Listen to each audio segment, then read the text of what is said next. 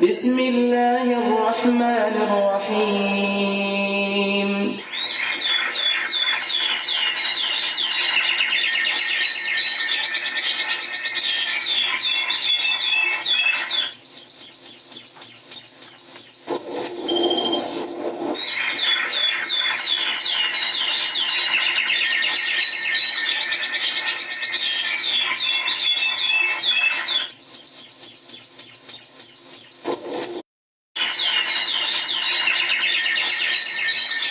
مولانا سلیم ساجد صاحب مدنی حفظہ اللہ خطاب فرمائیں گے۔ میرے بھائیو، آپ جانتے ہیں کہ حقیقت میں قبروں کے اوپر عرس یا قبروں کی میلے ٹھیلے یا قبروں کے نام پر یہ جو دنیا کے اندر یہ کاروبار رائج ہے، یہ حقیقت میں تجارت ہیں۔ یہ وہ لوگ سارے کام کرتے ہیں جن کا دین سے کوئی تعلق نہیں ہوتا۔ یہ سجادہ نشین اور یہ اس قبروں کے خانوادے کے لوگ،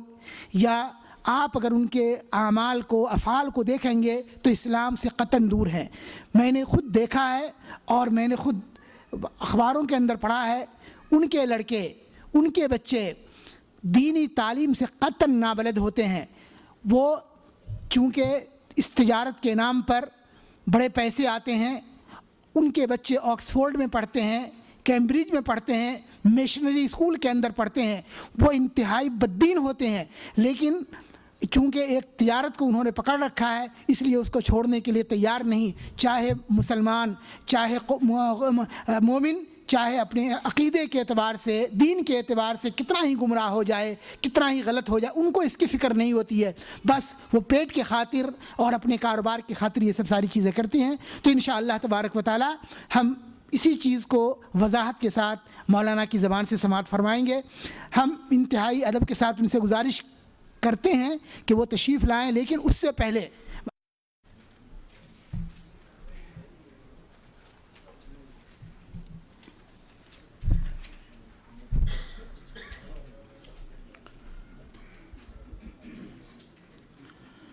السلام علیکم ورحمۃ اللہ وبرکاتہ۔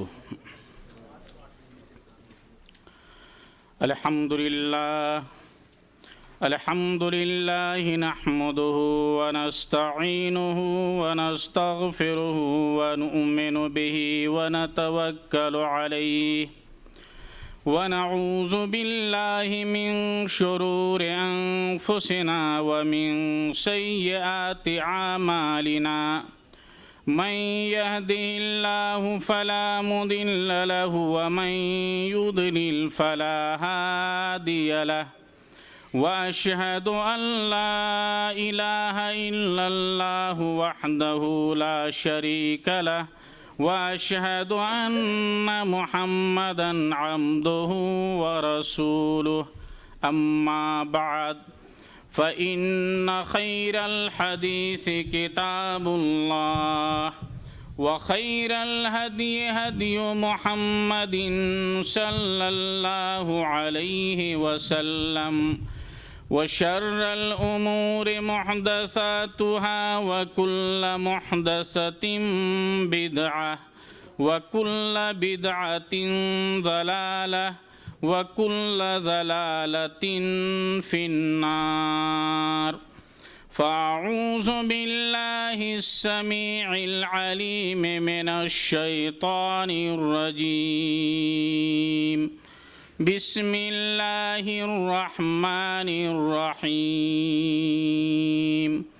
وما خلقت الجن والإنس إلا ليعبدون۔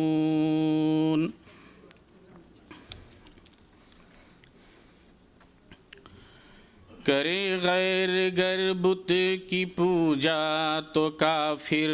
جو ٹھہرائے بیٹا خدا کا تو کافر، جھکے آگ پر بہر سجدہ تو کافر، کواکب میں مانے کرشمہ تو کافر، مگر مومنوں پہ کشادہ ہیں راہیں، پرستش کریں شوق سے جس کی چاہیں، نبی کو جو چاہیں خدا کر دکھائیں، اماموں کا رتبہ نبی سے بڑھائیں، مزاروں پہ دن رات نظریں چڑھائیں، شہیدوں سے جا جا کے مانگیں دعائیں، نہ توحید میں کچھ خلل اس سے آئے، نہ اسلام بگڑے نہ ایمان جائے، وہ دین جس سے توحید پھیلی جہاں میں، ہوا جلوہ گر حق زمین و زماں میں، رہا شرک باقی نہ وہم و گماں میں، وہ بدلا گیا آ کے ہندوستان میں، ہمیشہ سے اسلام تھا جس پہ نازاں، وہ دولت بھی کھو بیٹھے آخر مسلمان۔ برادران اسلام، اللہ تعالیٰ نے قرآن مجید کے اندر جنات و انسان کی تخلیق کا مقصد اپنی عبادت کو قرار دیا ہے، اور اسی مقصد کے تحت سب کے سب لوگ ایک امتی ہو کر صرف اللہ تعالیٰ کی عبادت کرتے تھے۔ حدیث قدسی کے اندر آیا ہے، اللہ تعالیٰ فرماتا ہے کہ انی خلقت عبادی حنفاء کلہم، کہ میں نے اپنے سب بندوں کو توحید پرست بنا کر پیدا کیا، سب اللہ والے تھے۔ وَإِنَّهُمْ أَتَتْهُمُ الشَّيَاطِينُ فَاجْتَالَتْهُمْ عَنْ دِينِهِمْ، لیکن شیطان نے انہیں دین سے بہکا دیا۔ وَأَمَرَتْهُمْ أَنْ يُشْرِكُوا بِي مَا لَمْ أُنزِلْ بِهِ سُلْطَانًا، اور شیطان نے انہیں حکم دیا کہ یہ میرے ساتھ ایسے لوگوں کو شریک بنائیں، شریک ٹھہرائیں جس کی کوئی دلیل میں نے نازل نہیں کی۔ اس حدیث کو علامہ البانی رحمۃ اللہ علیہ نے جامع صغیر کے اندر صحیح قرار دیا ہے۔ اللہ تعالیٰ نے قرآن مجید کی سورہ بقرہ آیت نمبر 213 کے اندر فرمایا ہے کہ کان الناس امۃ واحدہ فبعث اللہ النبیین مبشرین ومنذرین، کہ لوگ سب کے سب ایک ہی امت تھے، توحید کے اوپر تھے۔ جب ان میں اختلاف ہوا تو پھر اللہ تعالیٰ نے نبیوں کو خوشخبری سنانے والے اور ڈرانے والے بنا کر کے بھیجا۔ ایسی ہی سورہ یونس کی 19 نمبر کی آیت ہے، وَمَا كَانَ النَّاسُ إِلَّا أُمَّةً وَاحِدَةً فَاخْتَلَفُوا، کہ لوگ سب کے سب ایک ہی امت تھے لیکن انہوں نے آپس کے اندر اختلاف کیا۔ حضرت عبداللہ بن عباس رضی اللہ تعالیٰ عنہما فرماتے ہیں، جو کہ مفسر قرآن سے مشہور ہیں، کہتے ہیں کہ کان بین آدم و نوح 10 قرون علی شریعت من الحق فاختلفوا فبعث اللہ النبیین مبشرین و منذرین، کہ آدم علیہ السلام سے لے کر نوح علیہ السلام تک 10 صدیاں گزری، اور ان 10 صدیوں کے اندر سب کے سب لوگ حق کے اوپر تھے۔ پھر جب ان کے اندر اختلاف ہوا تو اللہ تعالیٰ نے انبیاء کرام کو خوشخبریاں سنانے والا اور پھر ڈرانے والا بنا کر کے بھیجا۔ اس قول کو امام ابن جریر طبری نے اپنی تفسیر کے اندر بیان کیا ہے، اور امام حاکم نے اپنے مستدرک کے اندر بیان کیا ہے اور کہا ہے کہ ھذا صحیح علی شرط البخاری، امام بخاری رحمۃ اللہ علیہ کی شرط کے مطابق یہ قول صحیح ہے، اور امام ذہبی نے موافقت کی ہے۔ ایسے ہی اس قول کو علامہ البانی رحمۃ اللہ علیہ نے سلسلہ صحیحہ کے اندر 3289 نمبر کی حدیث میں صحیح قرار دیا ہے۔ تو میرے بزرگوں اور دوستو 10 صدیوں تک سب کے سب لوگ صرف ایک اللہ تعالیٰ کی عبادت کرتے تھے، لیکن جب شیطان نے انہیں بہکایا تو اللہ کی عبادت کو چھوڑ کر دوسروں کی عبادت میں لگ گئے، اور شیطان نے جو طریقہ اختیار کیا وہ یہی کہ بزرگان دین کی عظمت اور تقدس کا خیال رکھتے ہوئے ان کے نام پہ تصویریں بنائی جائیں اور پھر ان کی قبروں پہ مزار بنا دیا جائے۔ اللہ تعالیٰ نے سورہ نوح آیت نمبر 23 کے اندر بیان فرمایا ہے، قوم نوح کے اس قول کو نقل کیا ہے، وَقَالُوا لَا تَذَرُنَّ آلِهَتَكُمْ وَلَا تَذَرُنَّ وَدًّا وَلَا سُوَاعًا وَلَا يَغُوثَ وَيَعُوقَ وَنَسْرًا، اور ان لوگوں نے کہا تم ہرگز اپنے معبودوں کو نہ چھوڑنا، اور نہ ود کو چھوڑو، نہ سوا کو، نہ یغوث کو، نہ یعوق کو، نہ نصر کو۔ حضرت ابن عباس رضی اللہ تعالی عنہما سے روایت ہے، صحیح بخاری کے اندر فرماتے ہیں کہ یہ جو 5 لوگوں کا ذکر آیا ہے قرآن کے اندر، یہ سب کے سب نوح علیہ السلام کی قوم کے نیک لوگ تھے۔ جب یہ مر گئے تو پھر شیطان نے نئی نسل سے کہا کہ یہ جو نئے لوگ، یہ جو تمہارے بزرگ اور محترم لوگ مر گئے ہیں، ان کے نام کی تصویریں بناؤ اور ان کی مجلسوں میں، اپنے گھروں میں، دکانوں میں لٹکاؤ، تو ان کی یاد تازہ ہوگی اور انہیں دیکھ کر ان جیسے تم بھی عبادت کرنے کی کوشش کرو گے۔ ان لوگوں کی تصویریں بنائی گئیں اور جگہ جگہ لٹکائی گئیں۔ جب یہ تصویریں لٹکانے والے گزر گئے تو پھر نئی نسل کے پاس شیطان نے آ کر کہا کہ تمہارے جو باپ دادا تھے یہ ان تصویروں کی عبادت کرتے تھے، پوجا کرتے تھے، تو تم بھی ان کی پوجا پاٹ شروع کر دو۔ چنانچہ لوگوں نے ان تصویروں کی عبادت کرنا شروع کر دیا۔ اور میرے بزرگوں اور دوستو، آپ سب جانتے ہیں کہ اللہ تعالیٰ نے قرآن مجید کے اندر جگہ جگہ بیان فرمایا ہے کہ شرک اتنا بڑا خطرناک جرم ہے کہ جس کی کوئی مغفرت نہیں جب تک کہ مشرک توبہ نہ کر لے، مرنے سے پہلے توبہ استغفار نہ کر لے۔ اللہ تعالیٰ نے فرمایا ان اللہ لا یغفر ان یشرک بہ ویغفر ما دون ذلک لمن یشاء، اللہ تعالیٰ اپنے ساتھ شرک کیے جانے کو معاف نہ کرے گا اور شرک کے علاوہ جس گناہ کو چاہے معاف کر دے۔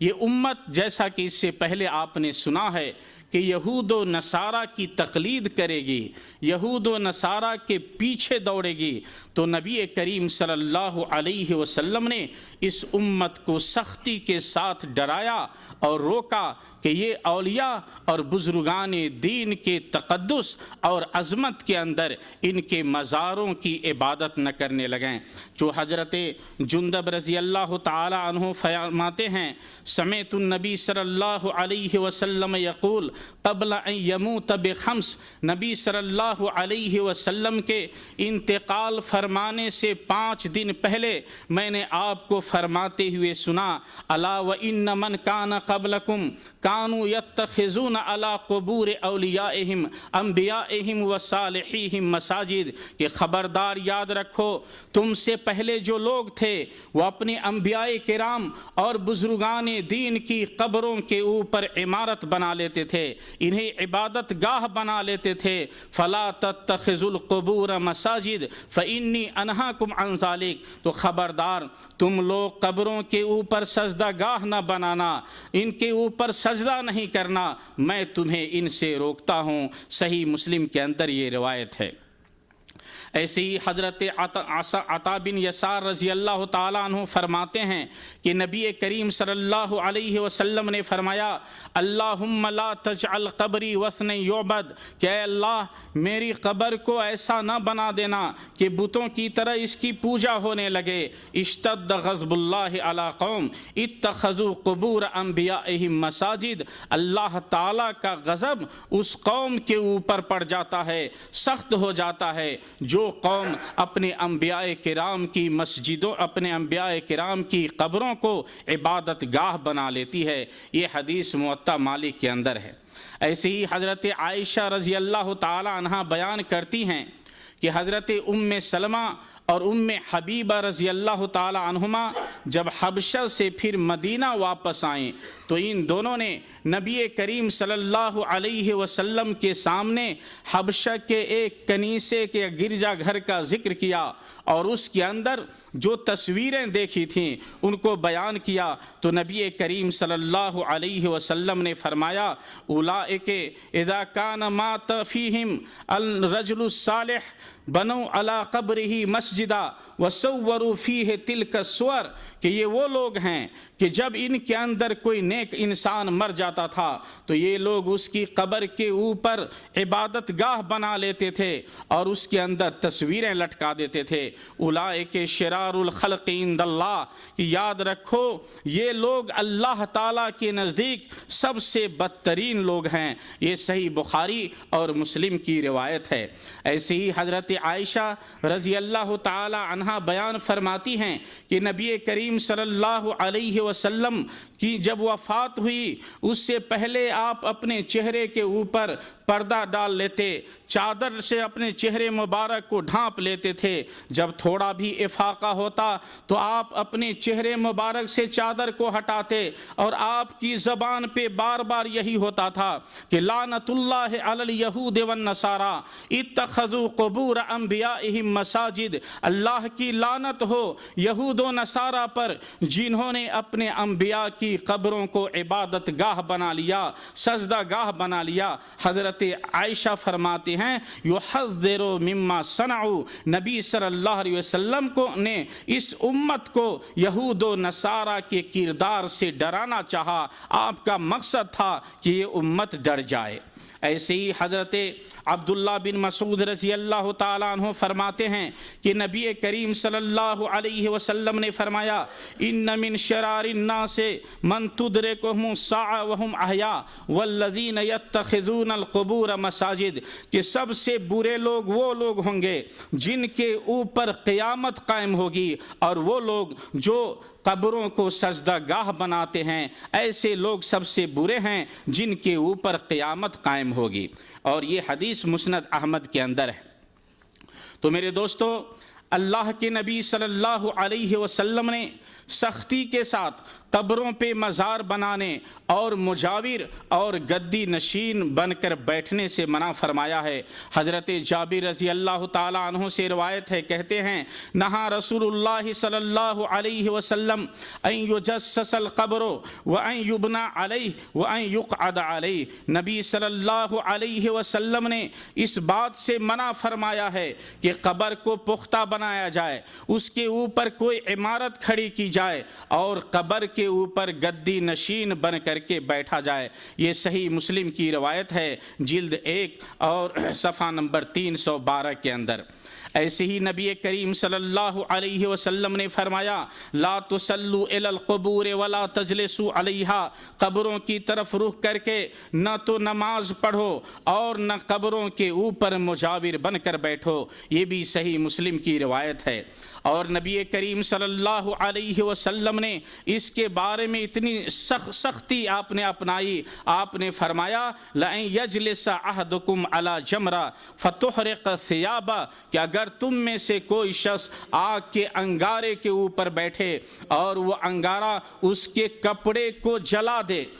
اور اس کے بعد ہے فتخلص الی جلدہ، اس کا چمڑا بھی جل جائے، خیر لہ من ان یجلس علی قبر، تو یہ اس بات سے بہتر ہے کہ وہ کسی قبر کے اوپر مجاور یا گدی نشین بن کر بیٹھے۔ یہ صحیح مسلم کی روایت ہے۔ ایسے ہی امام محمد رحمہ اللہ فرماتے ہیں ولا نرى أن يزاد على ما خرج منه ونكره أن يجسس أو يطين لأن النبي صلى الله عليه وسلم نهى عن تربيع القبور وتسيسها وبه ناخذ وهو قول أبي حنیفہ۔ امام محمد جو امام ابو حنیفہ کے شاگرد ہیں فرماتے ہیں کہ ہم اس کو مناسب نہیں سمجھتے کہ قبر سے جو مٹی نکلتی ہے اس سے زائد مٹی اس کے اوپر ڈالی جائے، اور ہم اس بات کو ناپسند کرتے ہیں کہ قبر کو پختہ کیا جائے یا مٹی سے لیپا جائے، اس لیے کہ نبی کریم صلی اللہ علیہ وسلم نے قبر کو مربع بنانے اور چوکوڑ بنانے، قبر کو پختہ بنانے سے منع فرمایا ہے۔ یہی ہمارا مذہب ہے اور یہی امام ابو حنیفہ کا قول ہے۔ اور میرے دوستو، فقہ کی کتابوں میں لکھا ہوا ہے کہ سابق علماء جب کہیں کہ ہم مکروہ سمجھتے ہیں تو مکروہ سے مراد مکروہ تحریمی ہے، یعنی اس چیز کو حرام سمجھتے ہیں۔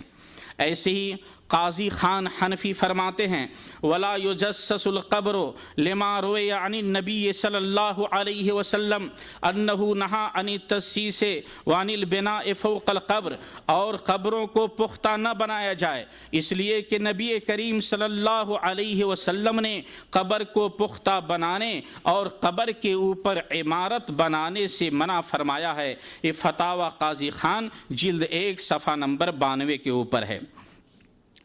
ملا علی قاری حنفی رحمہ اللہ نے کہا وَهِيَ مَا أَنْكَرَهُ أَئِمَّةُ الْمُسْلِمِينَ كَالْبِنَاءِ عَلَى الْقُبُورِ وَتَجْسِيسِهَا،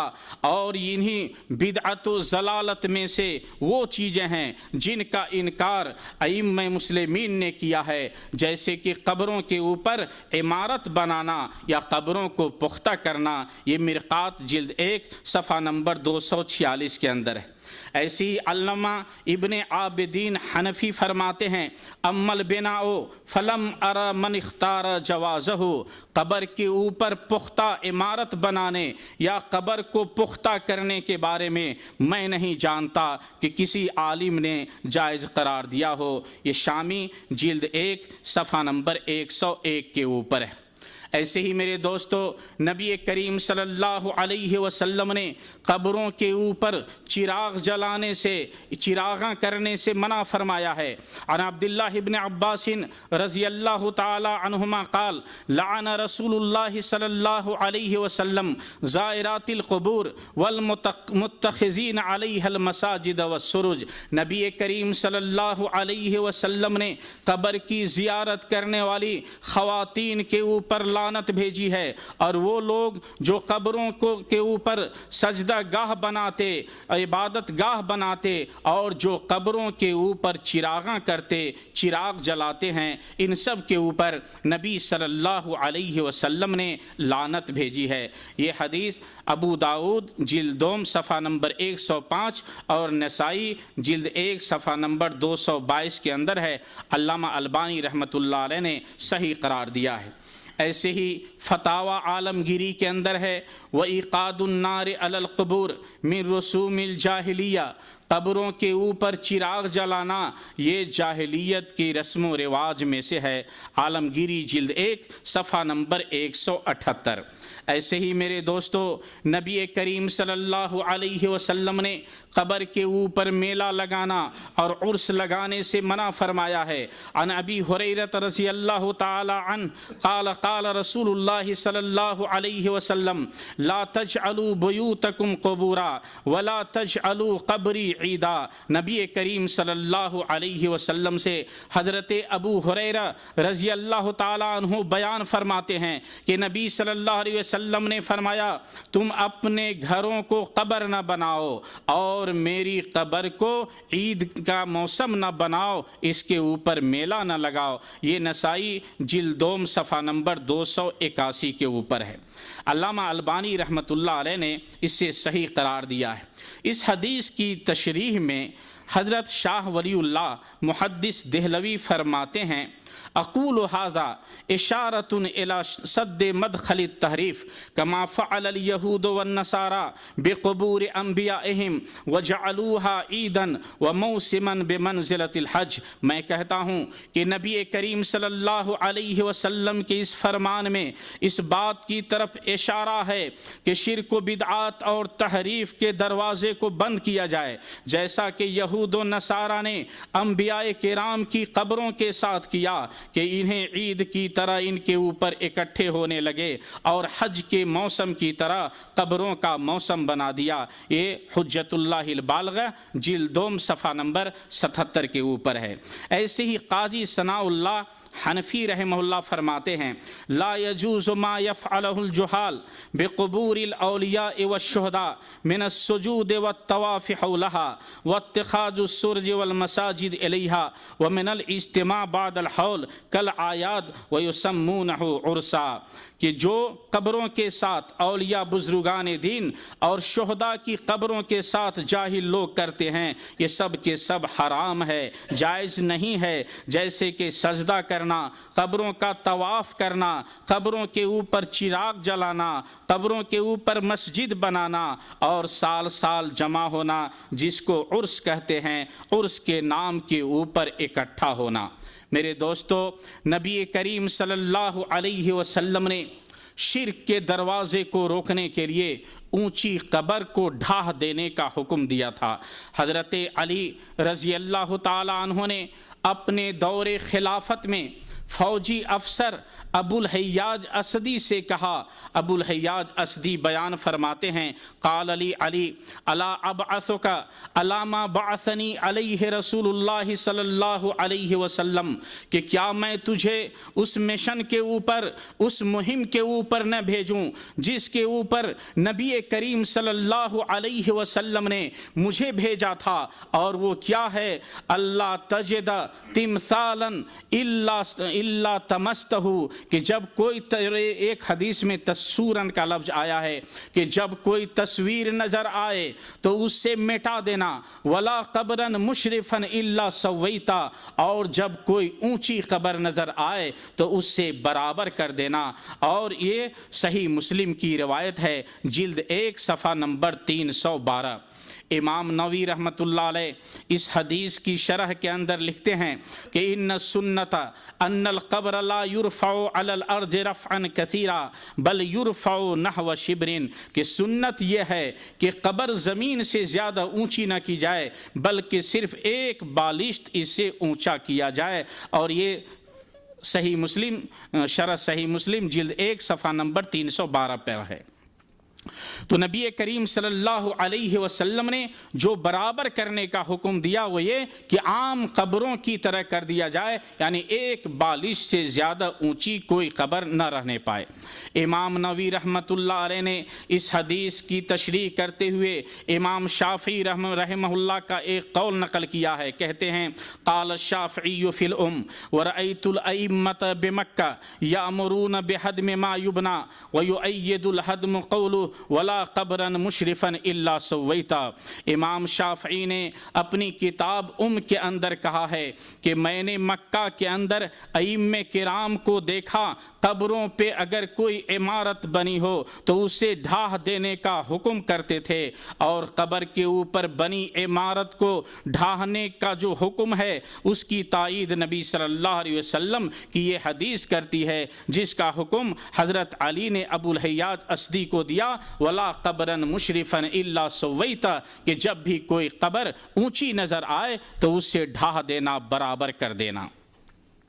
علامہ ابن حجر مکی لکھتے ہیں تجب المبادرۃ الی ہدمها وہدم القباب التی علیہا، قبر پہ بنی عمارت اور قبر کے اوپر جو قبے بنے ہوئے ہوں ان کو ڈھا دینا ضروری ہے، اور ان کو ڈھانے کے اندر جلدی کرنی چاہیے۔ یہ کتاب الزواجر صفحہ نمبر 163 کے اوپر ہے۔ ملا علی قاری حنفی تو یہاں تک لکھتے ہیں کہ یجب الحدم و ان کان مسجدہ، قبر کے اوپر گرچہ مشرکین نے مسجد بنا رکھی ہو اسے ڈھا دینا، اس مسجد کو ڈھا دینا یہ واجب ہے، اس لیے کہ مسجد زرار کی طرح ہے۔ یہ مرقات جلدوم صفحہ نمبر 372 کے اوپر ہے۔ اور میرے دوستو،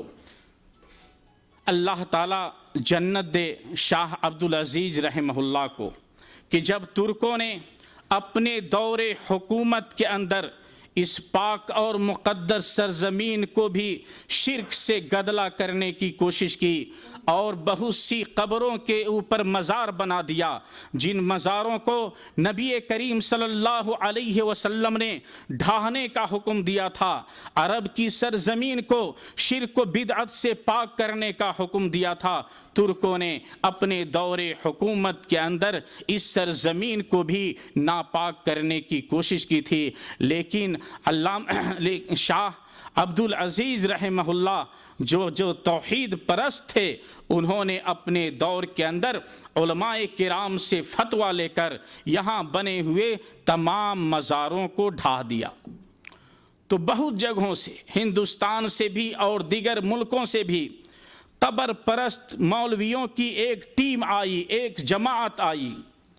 اور شاہ عبدالعزیز سے مل کر ان لوگوں نے کہا کہ جو قبروں کو آپ نے ڈھاہا ہے اسے دوبارہ بنا دیں، یا جو باقی رہ گئے ہوں ان قبروں کے اوپر بنے مزاروں کو نہ ڈھائیں، یہ اولیاء کرام اور بزرگان دین کی قبریں۔ تو میرے دوستو یاد رکھیں، یہ توحید پرست جن کے سینے میں قرآن و سنت کی تعلیم تھی، قرآن و سنت سے محبت، قرآن و سنت کی نشر و اشاعت کا جذبہ، توحید کے پرچم کو لہرانے کا جذبہ تھا، انہوں نے کیا جواب دیا تھا؟ کہا کہ قرآن مجید سے کوئی ایک آیت دکھلا دو یا نبی کریم صلی اللہ علیہ وسلم کا کوئی صحیح فرمان سامنے لے آؤ جو اس مزار کی تائید کرے۔ تو کہا رب کی قسم ہے یہاں جتنی قبریں ہیں سب کے اوپر میں سونے کا مزار بنا دوں گا۔ کہا یہ تو جو ڈھا یہ پتھر کے تھے، اینٹ کے۔ کہا تمام قبروں کے اوپر اگر قرآن سے کوئی ایک آیت پیش کر دو، نبی کریم صلی اللہ علیہ وسلم کی کوئی ایک حدیث سامنے دکھا دو کہ قبر کے اوپر مزار بنانا چاہیے، پختہ قبر بننی چاہیے، تو کہا رب کی قسم ہے یہاں جتنی قبریں ہیں سب کے اوپر میں سونے کا مزار بنا دوں گا۔ سارے علماء خاموش ہو گئے اور دم دبا کر کے بھاگ گئے۔ لیکن اس وقت کے معروف مسلمان لیڈر مولانا ظفر علی خان نے اپنے اخبار زمیندار کے اندر شاہ عبدالعزیز کے اس اقدام کو سراہا، اور جو شاہ عبدالعزیز نے جواب دیا تھا اس کی تائید کرتے ہوئے کہا کہ علماء کو چاہیے کہ شاہ عبدالعزیز کی طرح شرک و بدعات کو ختم کرے، اور جو ہمارے یہاں قبروں کے اوپر مزار بنے ہوئے ہیں ہمارے یہاں بھی حکمرانوں کو چاہیے کہ ان مزاروں کو ڈھا دے۔ میرے بزرگوں اور دوستو، آئیے دیکھیں کہ کس طریقے سے یہ امت گمراہ ہو چکی ہے، اور کیسے کیسے مزاروں اور کیسی کیسی درگاہوں کی پوجا اور عبادت آج اس امت کے اندر شروع ہو چکی ہے۔ میرے دوستو، ہمارے ہندو پاک کے اندر تو مزاروں کی کمی نہیں ہے، اور ہم سب وہیں کے رہنے والے جانتے ہیں، کہیں دستگیر کا مزار ہے، کہیں گنج بخش کا، کہیں مشکل کشا کا، کہیں لاہوری کا، تو کہیں اجمیری کا، اور مزاروں سے ہمارا ملک بھرا ہوا ہے۔ دنیا کے اندر آپ دیکھیں گے صحابہ کرام کے نام پر بہت سے جھوٹے مزار بنے ہوئے ہیں، جہاں صحابہ گئے بھی نہیں، جو صحابی کا جس ملک میں جانا صادر بھی نہیں، ثابت بھی نہیں ہے، اس ملک کے اندر مزار پایا جاتا ہے، اور یہ سب مزار جھوٹے ہیں۔ ایسے ہی حضرت حسین بن علی رضی اللہ تعالی عنہ کے نام پہ دیکھیے کتنے مزار ہیں۔ ہم سب جانتے ہیں کہ امام حسین ایک تھے، لیکن ان کا ایک مزار کربلا کے اندر ہے، 5 سے زائد مزار مصر کے کئی شہروں میں ہے، ایران کے اندر ایک مزار ہے، پاکستان کے اندر ایک مزار ہے، اور ہندوستان میں بھی ان کا مزار پایا جاتا ہے۔ غور کیجئے مسلمانوں کہ آج کیا حال ہے کہ ایک شخص اور اس شخص کا مزار کئی ملکوں کے اندر کہاں کہاں دفن ہوئے۔ ایسے ہی امام حسین کے سر کا مزار دمشق کے اندر پایا جاتا ہے، کوفہ اور نجف کے مابین مقام حنانہ کے اندر پایا جاتا ہے، اور ایک مزار کربلا کے اندر پایا جاتا ہے۔ اور یہ شیعہ لوگ دعویٰ کرتے ہیں کہ امام حسین کا سر ان کی والدہ حضرت فاطمہ رضی اللہ تعالی عنہ کی بغل میں جنت البقیع میں بھی مدفون ہے۔ تو غور کریں، جب کہ صرف سر کا مزار ان ملکوں کے اندر پایا جاتا ہے۔ ایسے ہی میرے دوستو، جزائر کے اندر مسلمان ایک قبر کا طواف کرتے تھے۔ ایک بزرگ نے بتلایا کہ میں جانتا ہوں کہ اس قبر کے اندر ایک نصرانی شخص کو دفن کیا گیا تھا، یہ کوئی ولی پیر نہیں ہے۔ مسلمانوں کے اندر شک شبے پیدا ہوئے،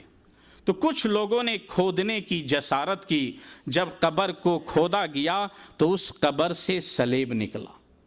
یعنی صحیح میں ایک نصرانی کرسچن کو دفن کیا گیا تھا، اور اس کی قبر کے اوپر مسلمان مزار بنا کر طواف کرتے تھے۔ ایسے ہی مصر کے بلدیہ نے راستے سے ایک مزار کو ہٹانا چاہا۔ مصر میں ایک مزار راستے کے اوپر پڑتا تھا، ٹرافک پرابلم کی وجہ سے بلدیہ نے اس کو ہٹانا چاہا۔ تو علماء سے فتویٰ لینے کے بعد جب اس مزار کے بارے میں حکم ہوا کہ اس لاش کو پھر دوسری جگہ پہ منتقل کر دیا جائے، تو جب اس سے کھودا گیا تو اس میں سے گدھے کی ہڈیاں نکلیں، اور یہ وہاں کے اخباروں میں چھپا تھا کہ اس کے اندر، اس مزار کے اندر گدھے کی ہڈیاں تھیں۔ ایسے ہی میرے دوستو،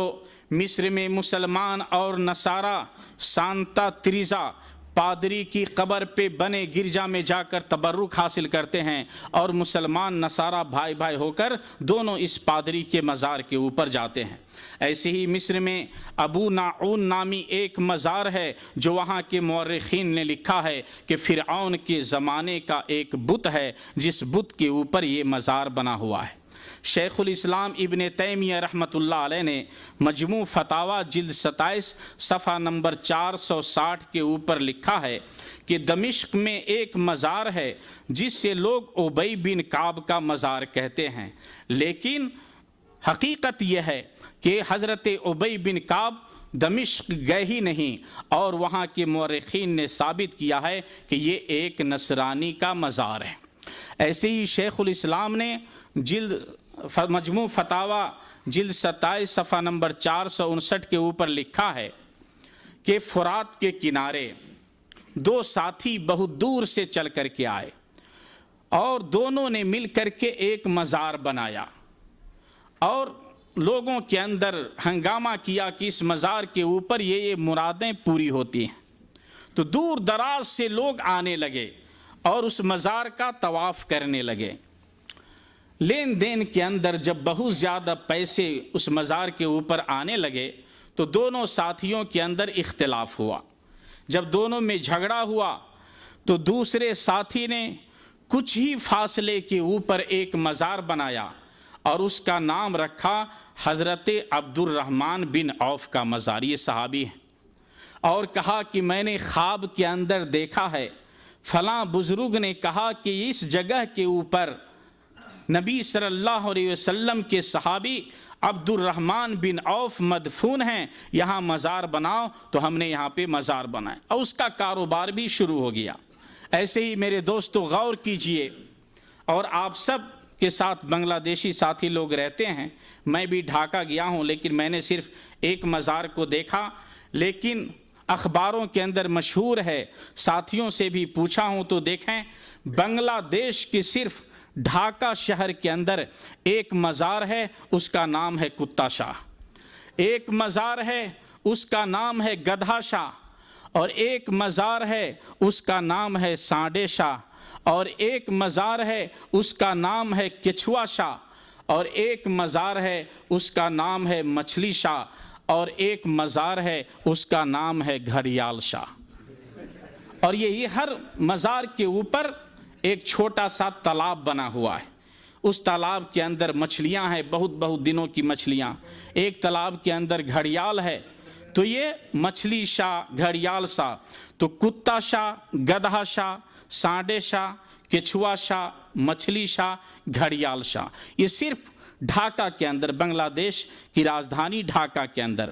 ایسی عمان کے قریب ایک مزار ہے جس سے خنزیر شاہ کہا جاتا ہے، اس کے اندر ایک ولی مدفون ہے جو خنزیر حقیقت میں تھا، اور وہ بری خنزیر تھا، خشکی میں رہنے والا، اور اسے مار کر کے وہاں پر دفنایا گیا تھا۔ تو میرے دوستو، اور یہ سارے قسم کے جو مزارات بنائے گئے، اس کی وجہ صرف یہ کہ لوگوں کے مال لیے جائیں، پیسے کمائے جائیں، تجارت اصل مقصد ہے۔ اور اللہ تعالیٰ نے اسی چیز کو سورہ توبہ کی 34 نمبر آیت کے اندر بیان کیا ہے کہ یا ایھا الذین آمنوا ان کثیرا من الاحبار والرہبان لیاکلون اموال الناس بالباطل ویصدون عن سبیل اللہ، کہ اے ایمان والو یاد رکھو بہت سے یہودی اور نصرانی، یہ پادری اور علماء لوگوں کا مال باطل طریقے سے کھاتے ہیں اور لوگوں کو اللہ کی راہ سے، حق راستے سے روکتے ہیں، اور اصل مقصود ہے اس امت کو ڈرانا کہ یہ امت یہود و نصارہ کی طرح لوگوں کے مال حرام طریقے سے نہ کھائے اور پھر لوگوں کو حق راہ سے نہ روکے۔ میرے دوستو، آج آپ دیکھیں جو گدی نشین لوگ ہیں، جو مجاور ہیں، کوئی کروڑ پتی ہے، کوئی ارب پتی ہے، کوئی محلات کا مالک ہے، کوئی دولت ملک کے اندر رہنے والے شہزادوں سے بھی آگے بڑھا ہوا ہے، اور جو مزاروں کے اوپر آمدنی آتی ہے اس کے کئی ذرائع ہیں، کوئی ہدیہ تحفہ کے نام پر دیتا ہے، کوئی وقف کر دیتا ہے اپنی جائیداد کو فلاں مزار کے نام پر، کوئی سالانہ وقف کرتا ہے کہ سال میں ہم فلاں بابا کے مزار پہ اتنی رقم دیں گے، کوئی صدقہ کے نام پہ، کوئی نظر و نیاز کے نام پر، کوئی شکرانے کے نام پر، یہ ہر طرح سے اس کے اندر دولت آتی ہے۔ عبد القادر جیلانی رحمۃ اللہ علیہ کے دور میں، عبد القادر جیلانی رحمۃ اللہ علیہ کے مزار کے بارے میں آیا ہے کہ دور عثمانی کے اندر جو لوگ عبد القادر جیلانی رحمۃ اللہ علیہ کے مزار پہ نظر و نیاز چڑھاتے تھے، صدقہ خیرات کرتے تھے اور وقف کرتے تھے، تو اس وقت جو حرمین شریفین کے اوپر خرچ آتا تھا اس سے کئی گنا بڑھ کر کے اس مزار کی آمدنی تھی۔ حرمین شریفین پہ جو سال کے اندر دور عثمانی میں خرچ آتا تھا اس سے کئی گنا بڑھ کر عبد القادر جیلانی رحمۃ اللہ علیہ کے مزار سے آمدنی آتی تھی۔ اور میرے دوستو، آپ سب جانتے ہیں لاہور کی قبرستان میانی صاحب جو انار کلی سے اچھرا تک ہے، پاکستان کے رہنے والے ساتھی لوگ جانتے ہوں گے۔ لاہور کے اس مزار کے بارے میں چند سال پہلے وہاں کے اردو اخبار کے اندر لوگوں کی شکایت آئی تھی اور لوگوں نے حکومت سے شکایت کی تھی، اور اس کے اندر جو تجارت ہو رہی وہ کیا، آپ غور کریں، کچی قبر کا ریٹ 500 سے 5000 تک، اور پختہ قبر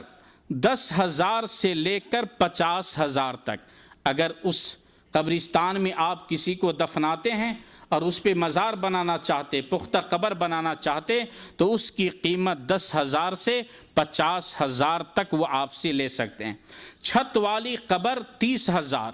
اور گنبد بنانے کے اوپر 50,000۔ یہ صرف میانی صاحب قبرستان کا یہ حال ہے جو کہ لاہور کے اندر ہے، اور یہ قبرستان انارکلی سے لے کر اچھرا تک پھیلا ہوا ہے۔ تو میرے دوستو، آخر غور کریں کہ نبی کریم صلی اللہ علیہ وسلم نے اس امت کو شرک و بدعت سے کس قدر روکا ہے، کس قدر ڈرایا ہے کہ یہ امت جو توحید پرست ہے، توحید کا پرچم پھیلانے کے لیے روئے زمین کے اوپر بھیجی گئی ہے، یہ امت کس قسم کے خرافات اور بدعات کے اندر ڈوبی ہوئی ہے۔ غور کیجئے، کم و بیش 1,24,000 انبیاء کرام روئے زمین کے اوپر بھیجے گئے، لیکن ان میں سے صرف 14-15 انبیاء کرام کی قبروں کا پتہ چلتا ہے، اور ان میں بھی نبی کریم صلی اللہ علیہ وسلم کی قبر کے علاوہ ساری قبروں کے اندر اختلاف ہے کہ یہاں پر انتقال ہوا تھا یا نہیں ہوا تھا۔ یعنی انبیاء میں سے جو صحیح قبر دلیل کے ساتھ ثابت ہے وہ صرف نبی کریم صلی اللہ علیہ وسلم کی قبر ہے۔ باقی 14-15 قبروں کا نام مورخین نے لیا ہے، لیکن سب کے اندر اختلاف ہے۔ تو میرے دوستو غور کریں کہ اگر قبروں کے اوپر مزار بنانا یا قبروں کو پختہ کرنا اگر یہ طریقہ ہوتا، شریعت کا طریقہ ہوتا، تو یہ انبیاء کرام کی قبریں بھی موجود ہوتیں، صحابہ کرام کی قبریں ہمارے سامنے موجود ہوتیں، اور صحابہ کرام کہیں بھی کسی ملک کے اندر جاتے تھے، ان کی تاریخ سے یہ ثابت ہے کہ جب بھی کوئی اونچی قبر دیکھتے تھے تو اسے ڈھا دیتے تھے۔ اپنے ساتھی کو جب دفن کرتے تھے تو کہتے تھے اس قبر سے اور مٹی ہٹا دو، اس لیے کہ نبی کریم صلی اللہ علیہ وسلم نے قبر کو پختہ کرنے یا اسے اونچی کرنے سے منع فرمایا ہے۔ میرے بزرگوں اور دوستو، ضرورت تو اس بات کی ہے کہ ایک پروگرام صرف اس کے اوپر ہو کہ جو قبر پرست لوگ جو دلیلیں دیتے، جو شبہات پیش کرتے ہیں، ان کے پاس جو شکوک ہیں ان کا جواب دیا جاتا، لیکن چونکہ وقت بہت کم ہے اس تفصیل میں جانا مناسب نہیں ہوگا۔ لیکن خاص طور پہ نبی کریم صلی اللہ علیہ وسلم کی قبر مبارک کو دلیل کے اندر پیش کیا جاتا ہے کہ اس کے اوپر عمارت ہے، تو میرے بزرگوں اور دوستو آپ سب جانتے ہیں کہ نبی کریم صلی اللہ علیہ وسلم کے بارے میں جب اختلاف ہوا صحابہ کرام کے اندر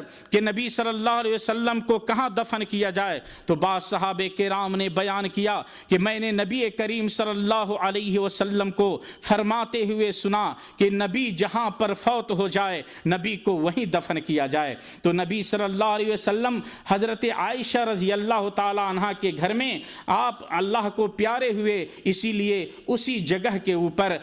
صحابہ کرام نے اتفاق کیا اور نبی صلی اللہ علیہ وسلم کو اسی حجرے کے اندر دفن کیا۔ حجرہ پہلے سے موجود تھا اور نبی صلی اللہ علیہ وسلم کے بارے میں حدیث ہونے کی وجہ سے انہیں وہاں دفن کیا گیا۔ پھر حضرت ابو بکر اور عمر یہ کافی نبی سے محبت ہونے کی وجہ سے نبی کی قبر کے ساتھ جانے کو پسند کیا، ورنہ میرے دوستو اور صحابہ بھی وہاں دفن ہو سکتے تھے اور صحابہ کی قبروں کے اوپر بھی عمارت بنائی جا سکتی تھی، لیکن غور کریں کہ نبی صلی اللہ علیہ وسلم کی قبر پہ کوئی عمارت نہیں بنی، نبی صلی اللہ علیہ وسلم کی قبر کو پختہ نہیں کیا گیا، بلکہ نبی صلی اللہ علیہ وسلم کی قبر مبارک کی حفاظت کے لیے چند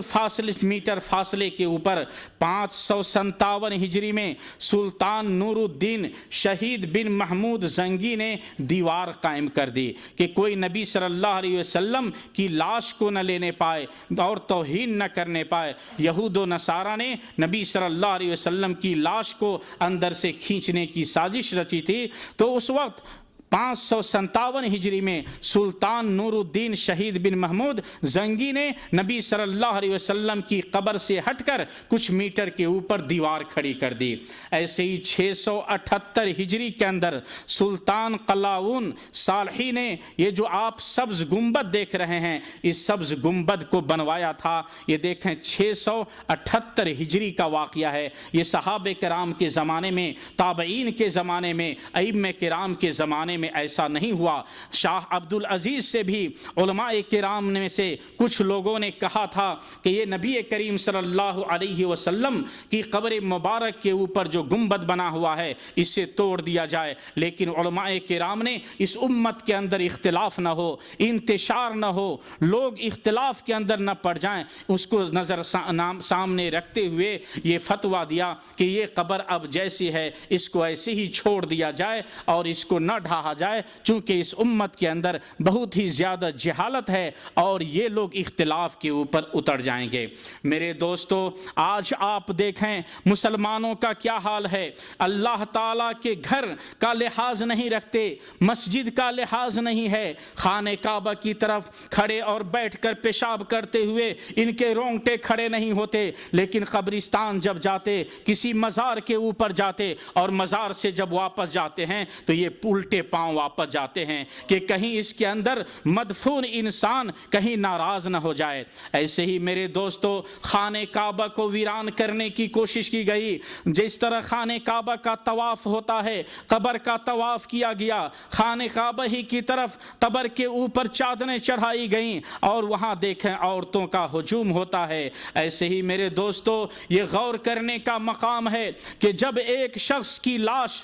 چارپائی کے اوپر ہو اور یہ مسلمان جنازے کی نماز پڑھے تو ذرا غور کیجئے، جنازے کی نماز میں تو اسلام نے ہمیں رکوع اور سجدہ کرنے سے روک دیا کہ خبردار، تیرے سامنے تیرے بھائی کی لاش پڑی ہوئی ہے، اگر تو اس کے سامنے رکوع کرے گا، سجدہ کرے گا تو ایک جاہل سمجھے گا کہ یہ مسلمان مردے کے سامنے رکوع کرتا ہے، مردے کے سامنے سجدہ کرتا ہے۔ لیکن جب یہ لاش زمین کے اندر چلی گئی، اس کے اوپر کئی من مٹی ڈال دی گئی، تو پھر تم اس کے اوپر سجدے کرنے لگے، اس کے اوپر رکوع کرنے لگے، بھلا تمہاری عقل کہاں چلی گئی؟ اے میرے دوستو، یاد رکھو، تمہارے اس اسلام نے مزاروں کی اور علماء اور بزرگان دین کے تقدس نے اسلام کے اندر آنے سے بہت سے لوگوں کو روک رکھا ہے۔ آپ بہت سے لوگوں کو دیکھیں گے، شیعہ ایران کے شیعہ کو دیکھ کر، ایران کے مزاروں کو دیکھ کر اسلام قبول نہیں کیا، جبکہ اس وقت یورپ اور امریکہ کے بہت لوگ مسلمان ہونا چاہتے تھے، لیکن کہا مسلمانوں کا یہ حال ہے۔ ایسے ہی میرے دوستو، بہت ہی مشہور ہے، مہاتما گاندھی نے جب اجمیر جا کر خواجہ معین الدین چشتی کی قبر کی زیارت کی اور وہاں کچھ مانگنے کے لیے گئے، مسلمانوں نے دعوت دی تھی کہ یہاں سے ہندو مسلم ایک ہونے کا نعرہ لگایا جا سکتا ہے، تو خواجہ معین الدین چشتی کے دربار پر جب مہاتما گاندھی گئے تو مہاتما گاندھی نے اس وقت کہا تھا کہ مجھے یاد ہے، میں شک میں تھا جب مسلمانوں کے بارے میں پڑھتا تھا، اسلام کے بارے میں پڑھتا تھا، تو میں شک میں تھا کہ میں غلط دھرم کے اوپر ہوں، میرا دھرم غلط ہے، لیکن آج خواجہ کے دربار پہ آ کر، خواجہ کی درگاہ پہ آ کر میرا شک دور ہو گیا اور میں سمجھتا ہوں کہ میں مسلمانوں سے اچھا ہوں، کیونکہ میرا خدا یا تو بیٹھا ہوا ہے یا کھڑا ہے، لیکن مسلمانوں کا خدا تو سویا ہوا ہے۔ کہا ہمارے مندروں میں یا تو جو بت ہیں وہ بیٹھے ہوئے ہیں یا کھڑے ہیں، ہم تو کم سے کم سجدے کرتے، عبادت کرتے تو ان بیٹھے اور کھڑے بتوں کے سامنے، لیکن یہ مسلمان اس شخص کے سامنے سجدہ کرتے ہیں، طواف کرتے ہیں جو قبر کے اندر لیٹا ہوا ہے، تو میں سمجھتا ہوں کہ میرا دھرم صحیح ہے۔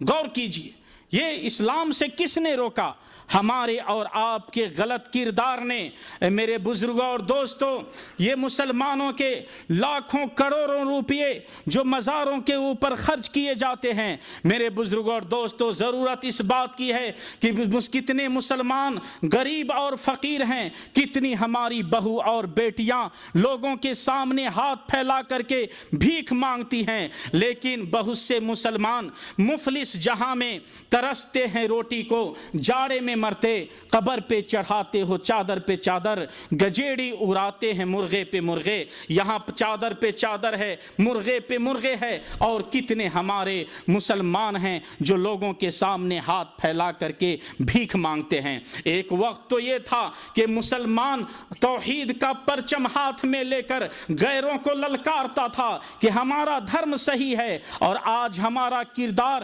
اتنا گندا ہوا، ایک دن ہم کہہ سکتے تھے کہ یہ غیر مسلم ہر کنکر کو شنکر کہتے ہیں، ہر اچھی چیز کو پوچھتے ہیں، لیکن میرے دوستو آج تمہاری غیرت کہاں چلی گئی کہ کوئی شاہ طوطا، کوئی شاہ کتا، کوئی شاہ لنگڑا، کوئی بے شرم ہے، یہ لاچار دیتے ہیں اولاد تم کو۔ یہ کیسا عقیدہ، یہ کیسا دھرم ہے؟ آج تمہارے اندر بھی کتا شاہ اور گدھا شاہ اور خنزیر شاہ آج تمہارے اندر ہیں۔ اے مسلمان مسلمانوں، جس کے ہاتھ میں قرآن و سنت ہو، جو اس روئے زمین کے اوپر توحید کا پرچم لہرائے کے لیے بھیجے گئے ہو، آج تمہارا یہ حال ہے کہ گندی سے گندی چیزوں کا مزار بنا کر اور ان سے تم لو لگائے ہوئے ہو۔ اللہ کی طرف رجوع کرو، اللہ ہی داتا ہے، اللہ سب کچھ دینے والا ہے، اللہ سے لو لگاؤ۔ اور اے میرے بزرگوں اور دوستو، جن کو اللہ تعالیٰ نے اس پاک سرزمین کے اندر توحید کی نعمت عطا فرمائی ہے، آپ کے اوپر ضروری ہے کہ توحید کی دعوت کو اپنے اندر عام کریں، دوستو احباب کے اندر عام کریں، اور آپ کہیں کہ اس توحید کی امانت ہمارے سینے میں ہے، اس کو ہم پھیلائیں گے اور شرک و بدعات کو اس روئے زمین سے ختم کریں گے۔ میرے دوستو، وقت چونکہ زیادہ ہو رہا ہے، اللہ تعالیٰ سے دعا ہے کہ اللہ تعالیٰ ہم سب مسلمانوں کو قرآن و سنت کے اوپر چلنے کی توفیق عطا فرمائے، اور جو مسلمانوں کے اندر یہ گھناؤنے کردار پیدا ہو گئے ہیں، شرک و بدعات پھیلے ہوئے ہیں، اللہ تعالیٰ ان تمام چیزوں سے مسلمانوں کو نجات دے۔ وآخر دعوانا ان الحمد للہ رب العالمین، والسلام علیکم ورحمۃ اللہ وبرکاتہ۔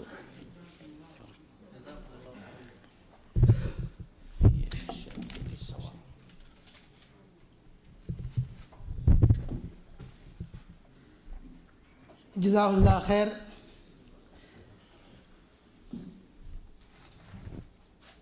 شیخ سلیم ساجد حفظہ اللہ نے قبروں کی عبادت، بلکہ عبادت نہیں تجارت یا قبر پرستی کے سلسلے میں جو باتیں وضاحت کے ساتھ آپ کے سامنے بیان کی ہیں، الحمدللہ ہم لوگوں کی نگاہ کھولنے کے لیے، آنکھیں کھولنے کے لیے کافی ہیں۔ شیخ نے یہ بھی کہا کہ آج قبروں کے اوپر اتنی چادریں چڑھائی جاتی ہیں، اتنے پیسے خرچ کیے جاتے ہیں، اور کتنے ایسے مردے بے گور و کفن رہتے ہیں۔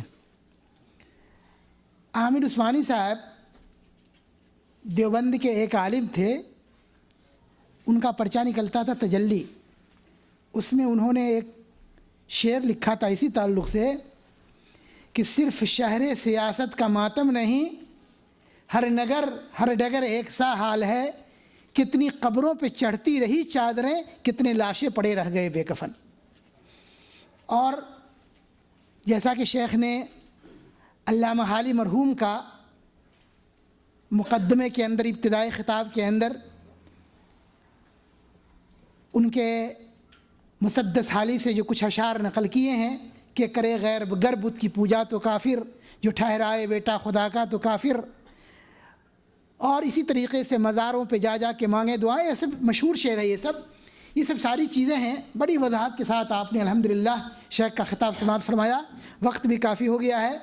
اور اب میں صدر محترم سے گزارش کرتا ہوں کہ وہ تشریف لائیں اور اپنے صدارتی کلمات سے ہمیں اور آپ کو نوازیں، اور چند ایک سوال جواب اگر ہو تو اس کے جواب سے بھی انشاءاللہ تبارک و تعالی جلد ہی اب پروگرام کے خاتمے کا اعلان کیا جائے گا اور ختم کر دیا جائے گا باذن اللہ، زیادہ وقت نہیں لے گا بس۔